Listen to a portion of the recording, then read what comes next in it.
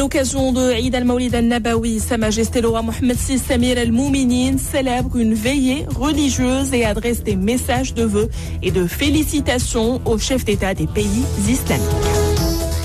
À cette même occasion, le souverain accorde sa grâce royale à 931 personnes, dont certaines sont en détention et d'autres en liberté.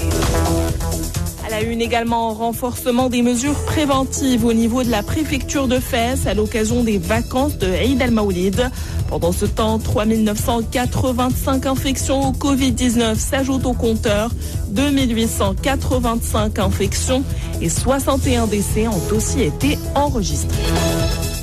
Et dans l'actualité internationale, la France replonge en confinement et l'Allemagne durcit ses mesures de prévention.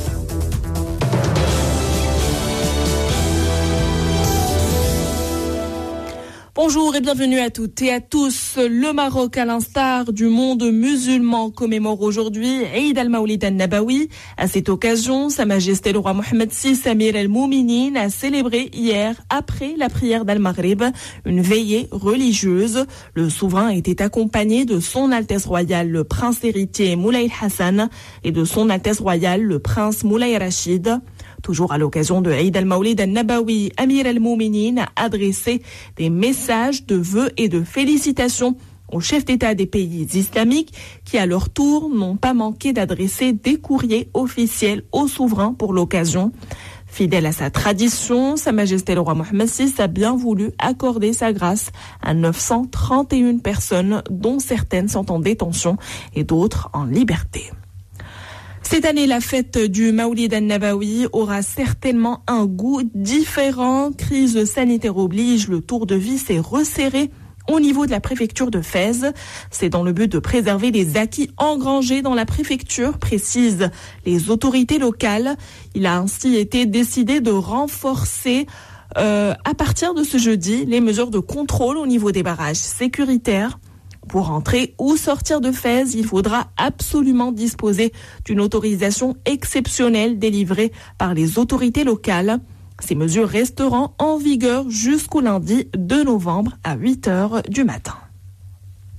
Et pour ce qui est de l'évolution de l'épidémie chez nous, le dernier bilan du ministère de la Santé fait état de 3985 cas d'infection enregistrés ces dernières 24 heures. Durant la même période, 2885 guérisons ont été répertoriées. L'on déplore aussi 61 décès dus à l'épidémie.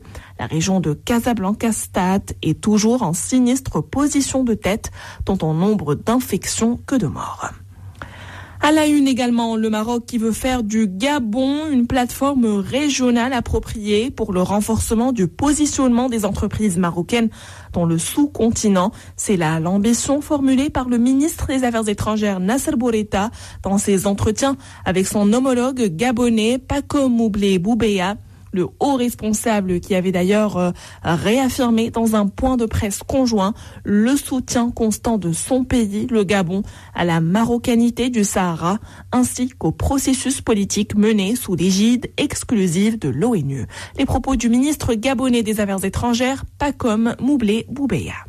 Je voudrais réaffirmer ici de façon encore solennelle le soutien donc constant du Gabon à la question de la marocanité du Sahara. Le Gabon a maintenu et continue de maintenir et va continuer toujours de maintenir son soutien au Royaume du Maroc sur cette question.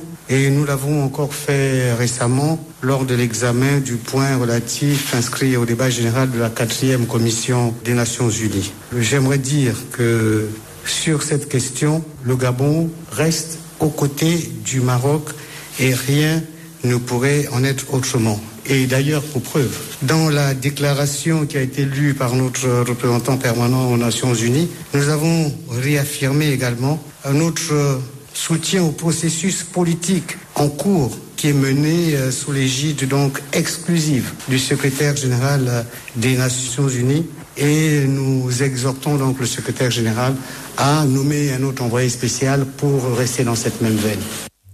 Voilà, c'était là les propos du ministre gabonais des Affaires étrangères, Paco Moublé Boubeya. Parlons coopération sud-sud toujours et ce mémorandum d'entente d'appui à la République du Niger signé hier à Rabat.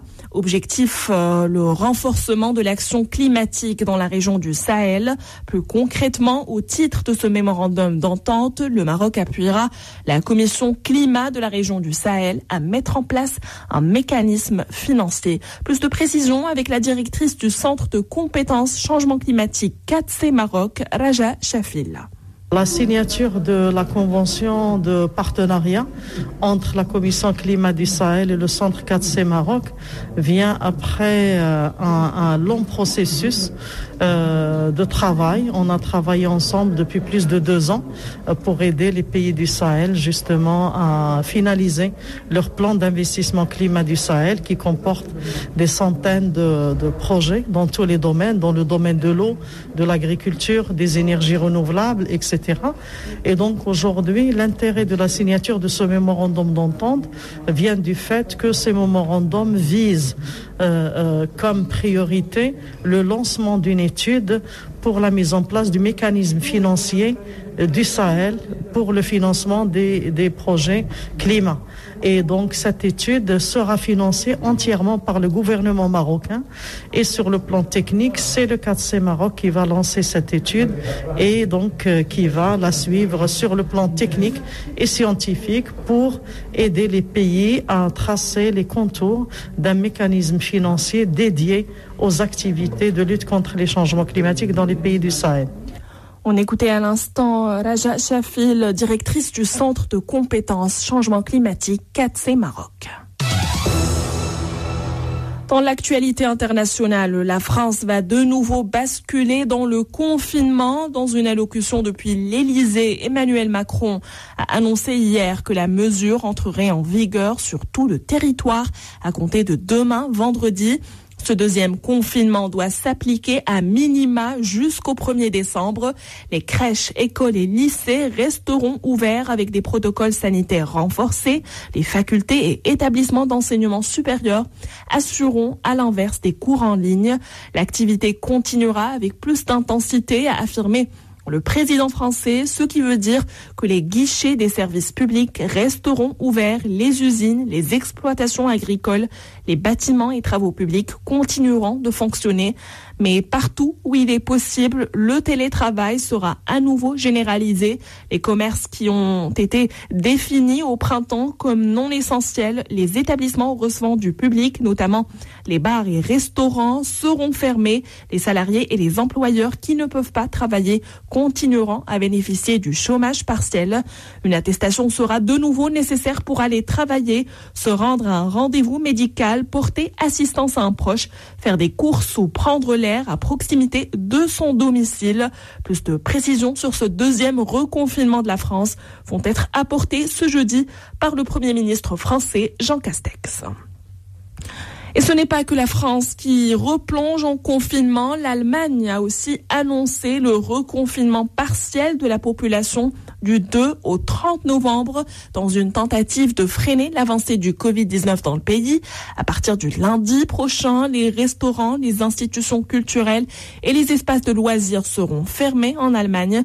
C'est ce qu'a indiqué la chancelière allemande Angela Merkel lors d'un point de presse à l'issue d'une réunion avec les présidents des régions, et d'ajouter que toutes les compétitions sportives, amateurs et professionnelles, y compris les matchs du championnat de football, se dérouleront à huis clos.